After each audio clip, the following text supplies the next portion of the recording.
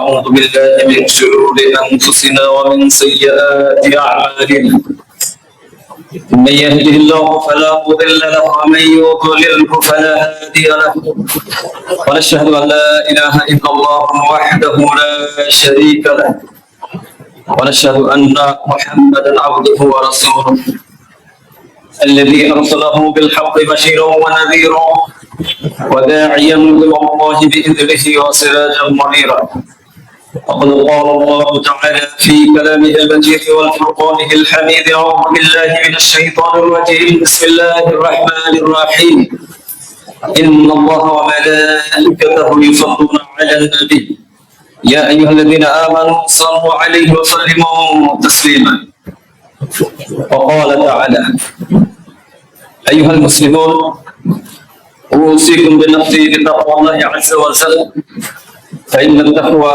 حكاية من كل شر والمعصية قال الله تعالى يا أيها الذين آمنوا اتقوا الله حق تقاته ولا تموتن إلا وأنتم مسلمون وقال تعالى يا أيها الذين آمنوا اتقوا الله وقولوا قولا سديدا يصلح لكم أعمالكم ويغفر لكم ذنوبكم ومن يطع الله ورسوله فقد فاز فوزا عظيما وقال تعالى يا أيها الناس اتقوا ربكم الذي خلقكم من نفس واحدة وخلق منها زوجها وبث منهما رجالا كثيرا ونساء واتقوا الله الذي تساءلون به والأرحام إن الله كان عليكم رقيبا وقال تعالى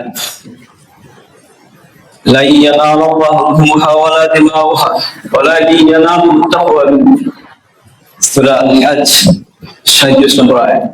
আল্লাহ রাব্বুল আলামিনের দরবারে লাখ কোটি শুকরিয়া আদায় করেছি মহান আল্লাহ তাআলা আবারও আমাদের এক সপ্তাহ পরে জুমার সালাত আদায়ের উদ্দেশ্যে মসজিদে উপস্থিত হওয়ার সুযোগ করে দিয়েছেন। এই জন্য আল্লাহকে দরবারে শুকরিয়া জানাই। আমরা সবাই করি আলহামদুলিল্লাহ। লাখো কোটি দরুদ ও সালাম পেশ করছি বিশ্ব মানবতার মহান শিক্ষক সাইয়্যিদুল মুরসালিন রাহমাতাল লিল আলামিন মুহাম্মদুর রাসূলুল্লাহ সাল্লাল্লাহু আলাইহি ওয়াসাল্লাম। সম্মানিত উপস্থিতি, আজকের জুমার খুতবায় আলোচনা করব জিলহজ মাসের কিছু ফজিলত, কিছু করণীয় রয়েছে। এর মধ্যে রয়েছে কুরবানির গুরুত্বপূর্ণ একটি বিধান। এই বিষয়গুলো নিয়ে আলোচনা করব ইনশাআল্লাহ। জিলহজ মাস, এই মাসটি অত্যন্ত গুরুত্বপূর্ণ এবং ফজিলতপূর্ণ একটি মাস। ইসলামের ইতিহাসে মৌলিক কতগুলো ইবাদত এই মাসে সাব্যস্ত হয়েছে। বিশেষ করে জিলহজ মাসের 1 থেকে 10 তারিখ পর্যন্ত অনেকগুলো ইবাদতের সমাহার করেছে এই মাসের মধ্যে। প্রথমত এই মাসটি হচ্ছে হারাম মাস। 4টি মাস রয়েছে, 12টি মাসের মধ্যে 4টি মাস যে মাসগুলোকে হারাম মাস বলা হয়েছে, যে মাসের গুরুত্ব 12টি মাসের মধ্যে বেশি। এই ব্যাপারে কোরআনে কারিমের নির্দেশনা রয়েছে। হাদিস দিয়ে 4টি মাসের কথা বর্ণনা করে দেওয়া হয়েছে। বলা হয়েছে মিনহা আরবাতুন হুরুম, এর মধ্যে 4টি হচ্ছে অধিক মর্যাদাপূর্ণ মাস। হাদিস দিয়ে বলা হয়েছে সেটি হচ্ছে জিলকাদা, জিলহজ্জা, মুহররম ও রজব। এর মধ্যে রয়েছে দেখেন জিলহজ মাস। এই মাসের মধ্যে যুদ্ধ বিগ্রহ, অন্যায় পাপ কাজ অন্যান্য মাসের চেয়ে এই মাসে যদি করা হয় তাহলে তার দ্বিগুণ পাপ আমলনামায় লেখা হয়, কারণ এটা হচ্ছে মর্যাদাপূর্ণ মাস। এই মাসগুলো যখন আসছে তখন রাসূলুল্লাহ সাল্লাল্লাহু আলাইহি ওয়াসাল্লাম সফলকে বন্ধ করে দিলেন। এই দৃষ্টিকোণ থেকে এই মাসটি ফজিলতের মর্যাদার মাস। আবার এই জিলহজ মাস হচ্ছে হজের মাস, যে বিষয়টি নিয়ে আমি কয়েকটি খুতবায় আলোচনা করেছি। হজের বিস্তারিত আলোচনা না করলেও কিছু না কিছু বিষয়গুলো আমি আপনাদের সামনে আলোচনা করেছি। হজের গুরুত্ব, ফজিলত, এরপরে মাবরুর হজের কতগুলো শর্ত, এই বিষয়গুলো আলোচনা হয়ে গেছে ইনশাআল্লাহ। এই মাসটি আরেক দিক থেকে মর্যাদা, তা হচ্ছে কুরবানির মাস। এই মাসে কুরবানি করা হয়। কুরবানির দিন হচ্ছে 10 জিলহজ, এরপরে 10 থেকে 4 দিন, 10 তারিখ সহ বাকি আরো 3 দিন, অর্থাৎ কুরবানির ঈদের পরের 3 দিন। এই মতটাকে ওলামায়ে কেরাম প্রাধান্য দিয়েছে। সুতরাং জিলহজ মাসের এই 4 দিন কুরবানির বিধান। আর প্রথম দিনে জিলহজের 10 তারিখে কুরবানি করা এটা উত্তম, বাকি 3 দিন করা যায়। চৌমুখী রয়েছে ইসলামের শরীয়তে। এই মাসের মধ্যে রয়েছে আরাফার ময়দান। আরাফার ময়দানের ব্যাপারে আলাদা ফজিলত সাব্যস্ত হয়েছে। আরাফার মাঠ সম্পর্কে বলা হয়েছে যে ওই দিনে আল্লাহ রাব্বুল আলামিন এত বেশি মানুষকে জাহান্নাম থেকে মুক্তি দেওয়া হয় যা অন্য কোনো মাসে অন্য কোনো সময়ে দেওয়া হয় না। এত মানুষকে আল্লাহ তাআলা ওই দিনে জাহান্নাম থেকে মুক্তি দিয়ে থাকে। আরাফার দিনে যে দোয়া করে এই দোয়া মঞ্জুর হয়ে যায়, এটা রাসূলের হাদিস দ্বারা প্রমাণিত। আরাফার দিনে আল্লাহ রাব্বুল আলামিন ইসলামটাকে পরিপূর্ণ করে দিয়েছেন। আরাফার দিনে কোরআনকে সংবিধান করে দিয়েছেন। রাসূল সাল্লাল্লাহু আলাইহি সাল্লামের রীতি নীতি এবং কোরআনকে বিশ্ববাসীর জন্য সংবিধান করে দিয়েছেন। এটা ঘোষণা এসেছে আরাফার মাঠ থেকে। আবার এই আরাফার মাঠের এক প্রান্ত থেকে আল্লাহ রাব্বুল আলামিন বিশ্ববাসীর নিকট থেকে অঙ্গীকার নিয়েছেন, বলেছেন আলাস্তু বিরাব্বিকুম, আমি কি তোমাদের প্রভু নই? আল্লাহ যে প্রভু, আল্লাহ যে রব, এই স্বীকৃতি নিয়েছেন আরাফাতের মাঠে।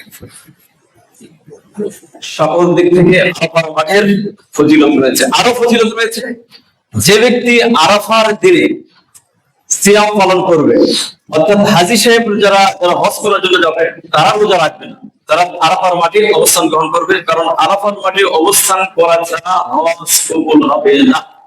কোন ব্যক্তি যদি আরাফার মাঠে অবস্থান না করে তাহলে তার হজ কবুল হবে না। আর আমরা যারা হজ করি না, আমাদের করণীয় হচ্ছে ওই দিনে সিয়াম পালন করা। এখন সিয়াম আপনি পালন করবেন কখন? আরাফা যেদিন অনুষ্ঠিত হয় সেদিন, না আমাদের দেশের সময় অনুসারে কোনটা? এই বিষয়টা নিয়ে সহিহ শুদ্ধ মত হচ্ছে অন্যান্য ইবাদত যেগুলো রয়েছে সেগুলো সময়ের সাথে, দেশের সাথে সম্পর্কযুক্ত, দেশের চাঁদের সাথে সময়ের সাথে সম্পর্কযুক্ত। শুধুমাত্র আরাফা এটা স্থানের সাথে সম্পর্কযুক্ত। কারণ হাদিসের মধ্যে বলা হয়েছে এইভাবে, সিয়ামু ইয়াউমি আরাফাতা আহতাসিবু আলা আল্লাহি আন ইউকাফিরা আস-সানাতা আল্লাতী ক্বাবলা ওয়াস-সানাতা আল্লাতী বা'দা। এখানে দেখেন হাদিসে বলা হয়েছে যে ব্যক্তি আরাফার দিনে সিয়াম পালন করবে তার অতীতের 1 বছরের গুনাহ এবং আরাফার পরের 1 বছরের গুনাহ, 2 বছরের গুনাহ আল্লাহ রাব্বুল আলামিন মাফ করে দেন। এখন এই যে দেখেন হাদিসের মধ্যে বলা হয়েছে সিয়ামু ইয়াউমি আরাফাতা, সরাসরি আরাফা শব্দটি হাদিসের মধ্যে উল্লেখ রয়েছে। এই জন্য এটাকে কেন্দ্র করে আলেমরা আরাফা ওই স্থানের সাথে সম্পর্কযুক্ত করেছে। যেদিন সৌদি আরবে আরাফা হবে সেদিন সিয়াম পালন করতে হবে। তবে যদি আরো সন্দেহ মুক্ত হতে চান তাহলে 2টা সিয়াম পালন করবে, এতে কোনো সমস্যা আছে? 2টা রাখবেন, আলহামদুলিল্লাহ ইনশাআল্লাহ আশা করা যায় আরাফাত পেয়ে যাবো আমরা ইনশাআল্লাহ। বিশেষ করে জিলহজ মাসের প্রথম 10 দশক সম্পর্কে রাসূল সাল্লাল্লাহু আলাইহি সাল্লাম বলেছেন, আফদালুল আইয়ামিদ দুনিয়া, আফদালুল আইয়ামিদ দুনিয়া আইয়ামুল আশরি। এই পৃথিবীতে যত দিন রয়েছে সমস্ত দিনের মধ্যে সেরা দিন হচ্ছে জিলহজ মাসের প্রথম 10 দশক। এই পৃথিবীতে আল্লাহ তাআলা যত দিন দিয়েছে, যত দিবস দিয়েছে, সমস্ত দিবসের মধ্যে শ্রেষ্ঠ দিবস হচ্ছে জিলহজ মাসের 10 দশক। আমাদের এটা জানি, সহিহ হাদিস ইবনে মাজাহ, মুসনাদ ইবনে আহমদের মধ্যে হাদিস এসেছে। আরো দেখেন কি বলছেন আল্লাহ তাআলা এই 10 দিন সম্পর্কে কোরআনে কারীমের মধ্যে কসম করে এর গুরুত্ব বর্ণনা করে দিয়েছেন। কসম খেয়েছেন কিভাবে? সূরা আল ফাজর আমরা অনেকেই পড়তে পারি, আমাদের অনেকেই মুখস্থ আছে। আল্লাহ তাআলা বলছেন ওয়াল ফাজর ওয়া লায়ালিন আশর ওয়াশ শাফঈ ওয়াল ওয়াতর। এখানে দেখেন আল্লাহ তাআলা ফজরের কসম করেছেন এবং 10 রাত্রির কসম করেছেন। এই 10 রাত্রি সম্পর্কে অধিকাংশ মুফাসসিররা বর্ণনা করে দিয়েছেন এই 10 রাত্রি বলা হয়েছে এই জিলহজ মাসের প্রথম 10 দশক। তাহলে আল্লাহ তাআলা কখন কসম করে একটা বিষয়ে, ওই বিষয়টাকে গুরুত্ব বোঝানোর জন্য, গুরুত্ব দেওয়ার জন্য। তার মানে কি এক্সট্রা অতিরিক্ত তার ফজিলত রয়েছে, তার মর্যাদা রয়েছে, গুরুত্ব রয়েছে। এই জন্য কোরআনে কারীমের মধ্যে আল্লাহ তাআলা কসম খেয়েছেন, কসম খেয়ে এই 10 রাত্রি কসম খেয়েছেন, এই জন্য গুরুত্ব বুঝিয়েছেন। আরেকটি হাদিস থেকে আরো স্পষ্ট হয়ে যাবে আমাদের কাছে যে এই দিনের কি ফজিলত রয়েছে, আমাদের দিক থেকে কি ফজিলত রয়েছে। এমনিতে মর্যাদা রয়েছে, ফজিলত রয়েছে, কিন্তু কোন আমল আমাদের করতে হবে এই ব্যাপারে হাদিসের মধ্যে এসেছে। হাদিসের মধ্যে বলা হয়েছে মাল আমালু ফি আইয়ামিল আশর আফদালু মিনাল আমাল ফি হাদিহি ফাকাল ওয়ালাল জিহাদু ফি সাবিলিল্লাহ ক্বালা ওয়ালাল জিহাদু ফি সাবিলিল্লাহ ইল্লা রাজুলুন খারাজা ইউহাতিরু বিনাফসিহি ওয়া মালিহি ফালাম ইয়ারজি বিশাইইন। হাদিসের মধ্যে কি বলছে দেখেন, হাদিসের মধ্যে বলা হয়েছে যে মাল আমালু ফি আইয়ামিল আশর, এই 10 দিনের চাইতে উত্তম সওয়াবের দিকে ফজিলত মর্যাদাপূর্ণ আমল আর পৃথিবীতে নেই। এই 10 দিন থেকে ফজিলতের আমল আর পৃথিবীতে নেই। সাহাবীরা প্রশ্ন করেছেন ওয়ালাল জিহাদু ফি সাবিলিল্লাহ, জিহাদও কি নয়? রাসূল সাল্লাল্লাহু আলাইহি ওয়াসাল্লাম বলেন ওয়ালাল জিহাদু ফি সাবিলিল্লাহ, না জিহাদও এর সমতুল্য নয়। তবে ইল্লা রাজুলুন খারাজা ইখাতিরু বিনাফসিহি ওয়া মালিহি ফালাম ইয়ারজি বিশাইইন, তবে তার কথা আলাদা, ওই ব্যক্তির কথা আলাদা যে নিজের জীবন নিয়ে অর্থ সম্পদ নিয়ে জিহাদের ময়দানে জিহাদ করে শাহাদাত বরণ করলো, তার কথা আলাদা। সে তো তার জীবনটাই দিয়ে দিয়েছে, তার মর্যাদা তো বেশি হবেই।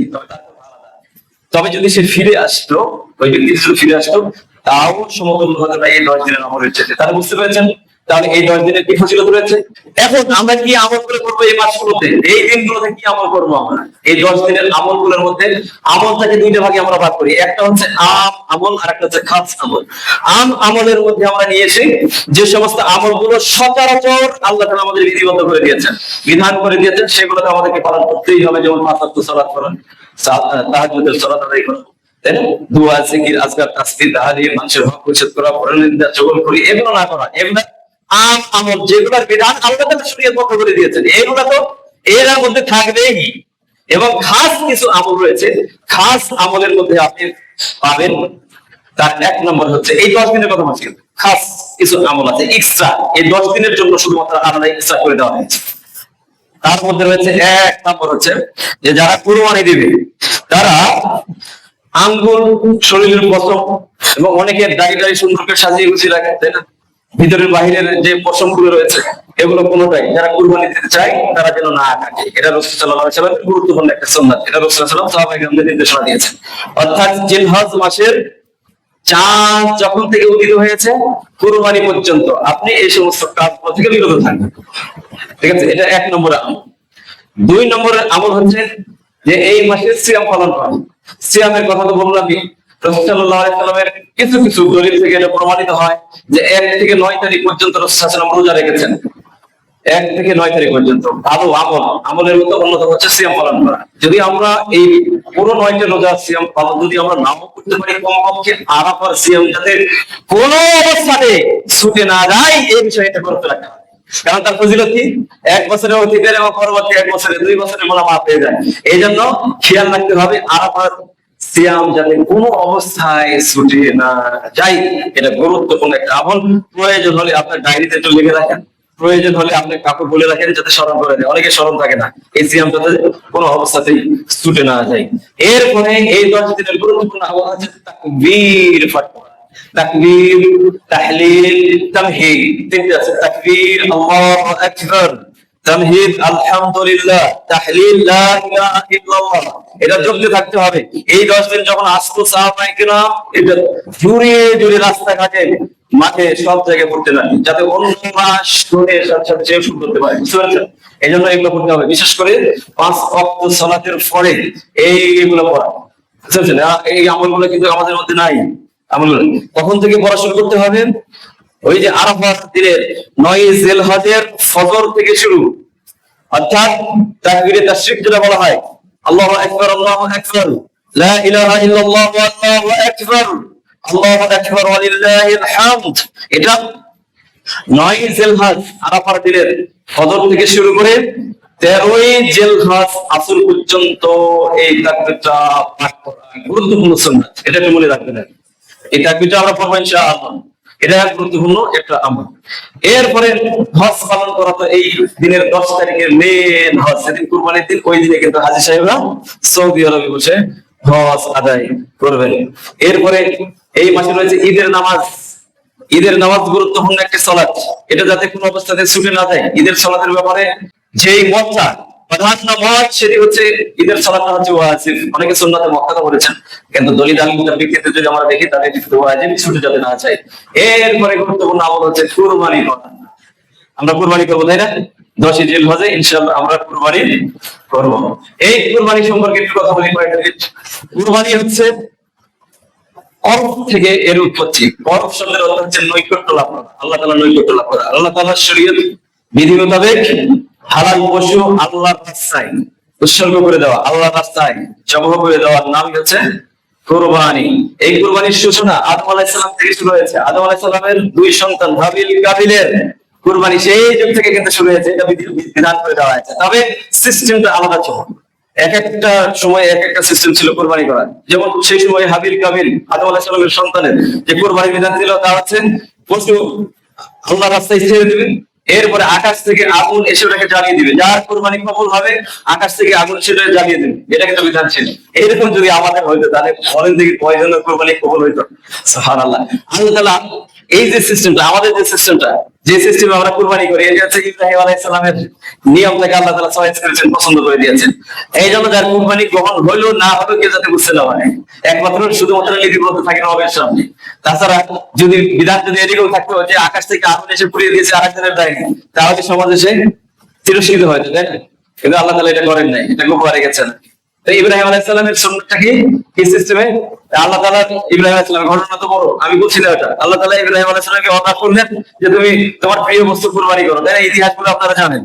একবার, দুইবার, তিনবার এই স্বপ্ন দেখতেছিলেন। পরিশেষে দেখলেন যে প্রিয় বস্তু তো সন্তান ছাড়া তার কেউ নাই। তার সন্তান বয়স 12-13 বছরে উপনীত হয়ে গেল। তখন ইব্রাহিম আলাইহিস সালাম এই সন্তানটাকে নিয়ে কুরবানির জন্য প্রস্তুতি নিলেন। এরপরে সন্তানকে লক্ষ্য করে বলছেন, ইয়া বুনাইয়া ইন্নী আরা ফিল মানাম আন্নী আসবাহু ফানজুর মাযা। সন্তান, আমি স্বপ্নে দেখেছি আল্লাহ তাআলা আমার উপরে আদেশ করেছেন আমি তোমাকে কুরবানি করতেছি। সন্তান, এখন বলো তোমার মত। এখন বলেন দেখি আমাদের সন্তানকে যদি আমরা বলি এই কথাটা যে আল্লাহ তাআলা আদেশ করেছেন, স্বপ্নে দেখেছি কুরবানি করা, তাহলে কি মেনে নিত? ভেগে পালিয়ে দিত না? বলে পালিয়ে দিত কিনা? সুবহানাল্লাহ। যেমন পিতা তেমন তার সন্তান। সন্তান বলছেন, ইয়া হাতাতিফ আল মা তুমারু সাতাজিদুনি ইনশাআল্লাহ মিনাস সাবিরিন। পিতা, আপনি যেটা স্বপ্নে দেখেছেন ওটা সাধারণ স্বপ্ন নয়। আপনি যা দেখেছেন আল্লাহ তাআলার পক্ষ থেকে ওহী এসেছে, আল্লাহই নির্দেশ করেছেন। আল্লাহ যখন নির্দেশ দিয়েছেন আপনি আপনার কাজটা সেরে ফেলেন। যেমন পিতা তেমন তার সন্তান। সেলিব্রেট করলেন, সন্তানকে নিয়ে গেলেন সেই বাইতুল্লাহ থেকে 8 কিলোমিটার দূরে মিনা বন্দরে যখন নিয়ে গেলেন, সেখানে তার সন্তানকে ঘটনা বড়, তাকে শুয়ে দিলেন, শোয়া দিলেন। এরপরে শোয়া দিয়ে যখন ছুরি চালাচ্ছেন সেই সময় পাশে একটা দুম্বা কুরবানি হয়ে গেছে। এটাকেই আল্লাহ তাআলা শরীয়ত বন্ধ করে দিয়েছেন আমাদের জন্য। এখন পশু কুরবানি করে দেওয়া আল্লাহ তাআলা পছন্দ করেছেন এইভাবে। এই জন্য এই সুন্নাতটাকে আমরা পালন করে থাকি, ইব্রাহিম আলাইহিস সালামের যে সুন্নাতটা। এখন বিষয়টা হচ্ছে এই কুরবানি করা সুন্নাত না ওয়াজিব? বলেন সুন্নাত না ওয়াজিব? এই নিয়ে কুরবানির সময় যখন এগিয়ে আসে তখন আমাদের মধ্যে হাজারো মত, তাই না? এটা নিয়ে বোঝানোর এটা নিয়ে অনেক কথা যে কুরবানির সুন্নাত না ওয়াজিব। এই বিষয়টা নিয়ে ওলামায়ে কেরামদের মধ্যে 2টা প্রধান মত রয়েছে। সুন্নাতে মুআক্কাদা তারা বলেছে তাদের দলিল মজবুত, যারা ওয়াজিব বলেছে তাদের মত মজবুত। ওয়াজিব বলেছেন কিসের ভিত্তিতে? কোরআনে কারিমের মধ্যে আল্লাহ তাআলা বলেছেন, ফাসাল্লি লিরাব্বিকা ওয়ানহার। আপনি সালাত আদায় করুন, কুরবানি করুন। অনেকে বলেছেন আপনি সালাত আদায় করুন মানে ঈদের সালাত আদায় করুন। ওয়ানহার দ্বারা বোঝানো হয়েছে কুরবানিকে বোঝানো হয়েছে। আবার অনেকে বলেছেন ফাসাল্লি দ্বারা ফরজ সালাত ফরজ সালাত, ওয়ানহার দ্বারা কুরবানিকে এখানে উদ্দেশ্য করা হয়েছে। এটা দলিল দিয়েছেন যারা ওয়াজিব বলেছেন, কারণ কোরআনে আল্লাহ তাআলা উল্লেখ করে দিয়েছেন। আবার আল্লাহ তাআলা বলেছেন, কুল ইন্না সলাতি ওয়া নুসুকি ওয়া মাহইয়ায়া ওয়া মামাতি লিল্লাহি রাব্বিল আলামিন। আমার নামাজ, আমার কুরবানি সব কার জন্য? আল্লাহ তাআলার জন্য। এই যে আল্লাহ তাআলা কুরবানির কথা এই আয়াতের মধ্যে উল্লেখ করে দিয়েছেন। আবার হাদিসের মধ্যে এসেছেন, রাসূল সাল্লাল্লাহু আলাইহি ওয়াসাল্লাম বলেছেন, মান কানা লাহু সাআতান ফালাম ইউদাহি ফালা ইয়াকরা আন্না মুসাল্লানা। যাকে আল্লাহ তাআলা সামর্থ্য দিয়েছেন কুরবানি করার, সে যদি কুরবানি না করে তাহলে সে যেন আমার ঈদগার মাঠে যেন উপস্থিত না হয়। তাহলে এখানে তাগিদ বোঝানো হয়েছে। এর ভিত্তিতে বলা হয়েছে যে এটা কি ওয়াজিব। ওয়াজিবের আরো দলিল পেশ করা হয়েছে এইভাবে যে রাসূল সাল্লাল্লাহু আলাইহি ওয়াসাল্লাম যখন মদিনাতে সফর করেছেন, মদিনার জিন্দেগিতে 10 বছরের রাসূল সাল্লাল্লাহু আলাইহি ওয়াসাল্লাম কোনো বছর কুরবানি ছাড়েন নাই, তিনি কুরবানি করেছেন। এই সমস্ত দলিলের ভিত্তিতে তারা ওয়াজিব করেছেন। যারা সুন্নাত বলেছেন তাদের দলিলটা কি? তাদের দলিল হচ্ছে এই যে হাদিসের মধ্যে বলা হয়েছে, ইযা রাআইতুম হিলালা জিলহিজ্জা, জিলহজ মাসের যখন নতুন চাঁদ কেউ দেখেন, ওয়া আরাদা আহাদুকুম আইয়ুদাহিয়া ফালইয়ামসিক আন শা'রিহি ওয়া আফারিহি। একটু আগে যেটা বললাম চুল দাঁড়িয়ে ফেলে না কাটা, তো এখানে হাদিসের মধ্যে বলা হয়েছে যে ব্যক্তি জিলহজ মাসের নতুন চাঁদ দেখবে এবং ইচ্ছা পোষণ করে, যদি ইচ্ছা পোষণ করে সে কুরবানি করবে, তাহলে সে যেন তার চুল নখ এগুলো কাটা থেকে বিরত থাকে। তাহলে এখানে যদি কেউ কুরবানি করার ইচ্ছা করে তাহলে কি এটা একটু হালকা হয়ে গেল না? না করলে সমস্যা নাই, যদি করে, না করলে সমস্যা নাই। হাদিস থেকে এরকম যাচ্ছে নাকি? বিষয়টা তো এরকমই আসতেছে। এটা দলিল দিয়েছেন আমার কাছে আবু বকর ওমর রাদিয়াল্লাহু তাআলা অনেক সময় কখনো কখনো কুরবানি করেননি। যদি ওয়াজিব হইতো তাহলে কি ছাড়তে পারতেন? ছাড়তে পারতেন বলেন? করেন নাই। রাসূল সাল্লাল্লাহু আলাইহি ওয়াসাল্লাম অনেক সময় নিজের পরিবারের পক্ষ থেকে, আবার উম্মতে মুহাম্মাদী সাহাবায়ে কেরাম যারা কুরবানি করতেন না তাদের পক্ষ থেকে অনেক সময় কুরবানি করে দিতেন। তার মানে কি এটা মনে হয় একটু হালকা, এই জন্য করতেন না। যদি ওয়াজিব হতো তাহলে সাহাবীরা ছাড়তে পারতেন না সেই দৃষ্টিকোণ থেকে। তাহলে এখন দুইটা মতের কোন মতটা নেবেন আপনি? সুন্নাতে মুআক্কাদা নেবেন না ওয়াজিব নেবেন, কোনটা? এখানে বর্তমান যুগের, আধুনিক যুগের প্রসিদ্ধ আলেম শেখ উসাইমিন রাহিমাহুল্লাহ, সৌদি আরবের বিখ্যাত আলেম, তিনি ওয়াজিবকে প্রাধান্য দিয়েছেন। আর ইবনে বাজ রাহিমাহুল্লাহ তিনি সুন্নাতে মুআক্কাদাকে প্রাধান্য দিয়েছেন। আবার 4 ইমামের 3 ইমাম সুন্নাতে মুআক্কাদাকে প্রাধান্য দিয়েছেন। ইমাম মালিক, ইমাম শাফি, ইমাম আহমদ বিন হাম্বলের মত হচ্ছে সুন্নাতে মুআক্কাদা। ইমাম আবু হানিফা রাহিমাহুল্লাহ তিনি বলেছেন এটি ওয়াজিব। তবে ইমাম আবু হানিফা কোন দৃষ্টিকোণ থেকে ওয়াজিব বলেছেন? ওই দৃষ্টিকোণ থেকে যে ওয়াজিব আর ফরজের মধ্যে কিছুটা পার্থক্য হানাফি মাযহাবে করে দেওয়া হয়েছে। আবার সহিহ আকীদা যারা পোষণ করে তাদের মধ্যে ওয়াজিব আর ফরজটা হচ্ছে একই বিষয়। এই বিষয়গুলো এরকম আছে। তো সবকিছু বিশ্লেষণ করে আমরা এটাকে সুন্নাতে মুআক্কাদা, সাধারণ সুন্নাতে মুআক্কাদা আমরা ধরি। তবে ওই ব্যক্তির জন্য ওয়াজিব হইতে পারে। কোন ব্যক্তির জন্য ওয়াজিব হইতে পারে? মান কানা লাহু সাআতান ফালাম ইউদাহি ফালা ইয়াকরাবান মুসাল্লান।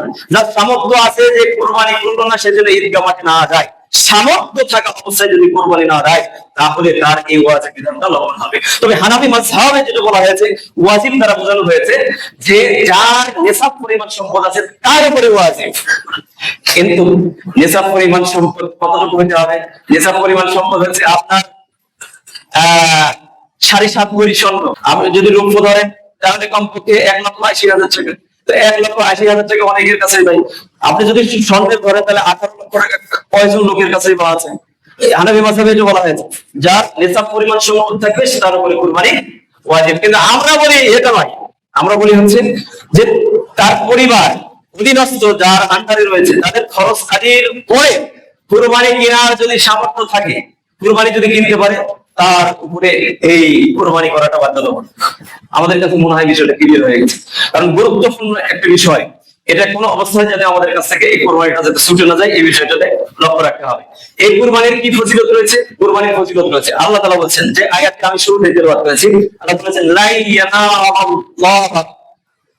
লুহুমুহা ওয়ালা দিমাউহা ওয়ালাকিন ইয়ানালুহু তাকওয়া মিনকুম।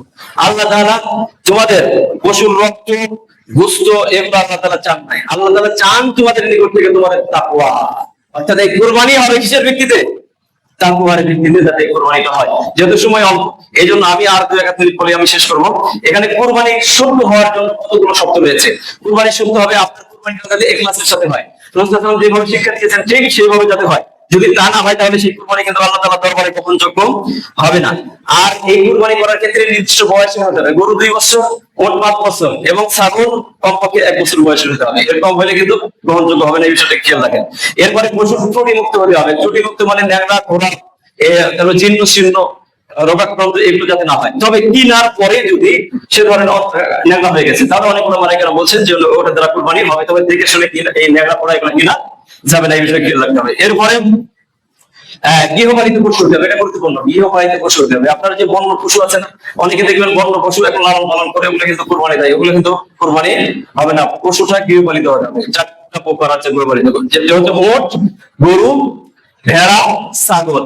গরুর মধ্যে পড়েছে আপনার মহিষ, ঠিক আছে।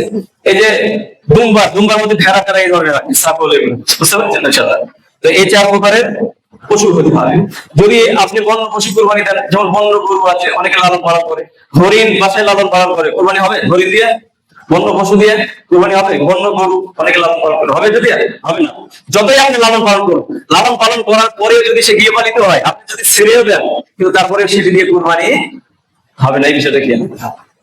আবার যেমন ধরেন বন্য পশু, আপনার গৃহপালিত পশু গাভী গৃহপালিত, কিন্তু বন্য পশু হচ্ছে পুরুষ, যেটার মাধ্যমে সার দেওয়া হয়, যার মাধ্যমে যে বাছুরটা হয়, এটা দিয়ে কুরবানি হবে?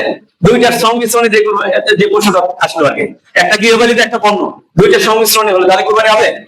এই ক্ষেত্রে দেখতে হবে, মায়ের দিকে দেখতে হবে, মা কি গৃহপালিত কিনা। মা যদি গৃহপালিত হয় তাহলে সেক্ষেত্রে হবে, এছাড়া হবে না। আরো কিছু বিষয় আছে, সংক্ষেপে আমি এই কথাগুলো বললাম। এরপরে আপনি যে কুরবানি দিবেন, এই কুরবানির কোন অংশ যাতে বিক্রি না করা হয়, গোশত থেকে কোনো কিছু বিক্রি না করা হয়, কুরবানির পশু থেকে যাতে ওই যে যারা কাজ করে তাদেরকে মজুরি যাতে না দেওয়া হয়, এই বিষয়গুলো খেয়াল রাখতে হবে ইনশাআল্লাহ। এরপরে আর একটা বিষয় আছে, খাসি কুরবানির ব্যাপারে আমাদের মধ্যে অনেক কথা, তাই না? খাসি কুরবানি, তার মানে কি খাসিকে ওই যে তার বিচিটা কেটে দিয়ে তাকে খুব তৈরি করে দেওয়া হয়েছে, অনেকে বলে না এরকম?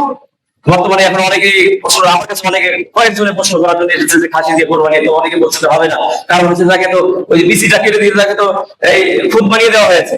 আচ্ছা আপনি বলেন তো, আমি সংক্ষেপে বলি, বিচিটা কাটা হয়েছে, এটা কি খুব তৈরি করার জন্য করা হয়েছে? এই যে মহিলারা অনেক সময় দেখেন কান ফুটে করে, দেখেন নাক ফুটে করে, এটা কি জন্য করে? খুব তৈরি করার জন্য না সৌন্দর্য বৃদ্ধি করার জন্য?